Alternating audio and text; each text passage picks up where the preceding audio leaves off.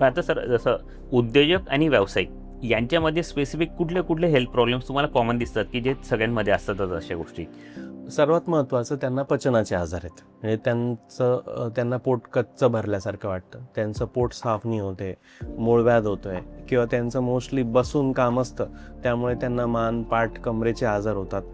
दुसरं सगळ्यात महत्त्वाचं लठ्ठपणा आहे किंवा डायबिटीस आहे, ब्लड प्रेशर आहे.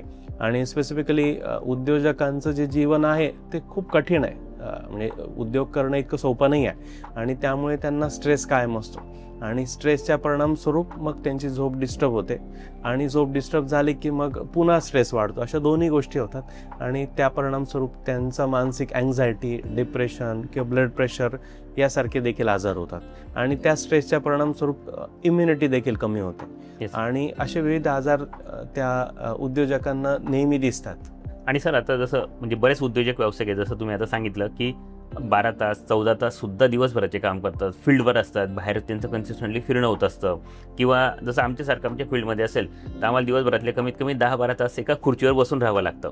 मग अशा वेळी अशा प्रकारचे म्हणजे जे फील्डवर फिरतात आणि 12-14 तास काम करतात किंवा आमच्यासारखे जे व्यावसायिक आहेत की ज्यांना खुर्चीवर बसून काम करावं लागतं, अशांना नेमके कुठले कुठले आजार होऊ शकतात?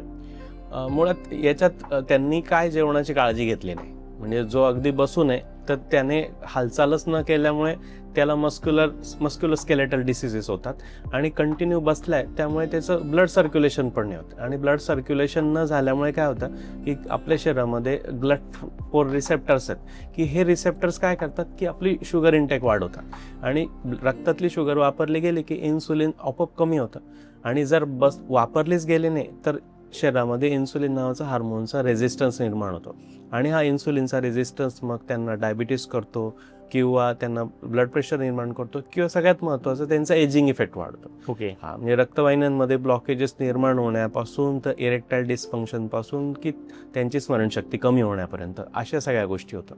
आणि जे लोक आउटसाईड कंटिन्युअसली फिरत असतात, प्रवास करत राहतात, मग त्यांना त्यांचे जेवण वेळेवरच होत आहे हो. आणि मग त्यांचं रात्रीचं उशिरा जेवण असतं, सकाळी उशिरा उठणं असतं, रात्रीचं उशिरा झोपणं असतं. यामुळे देखील पुन्हा ह्याच प्रकारचे जे आहेत की डायबिटीस सारखे आजार आहे, लठ्ठपणासारखे आजार निर्माण होत असतात.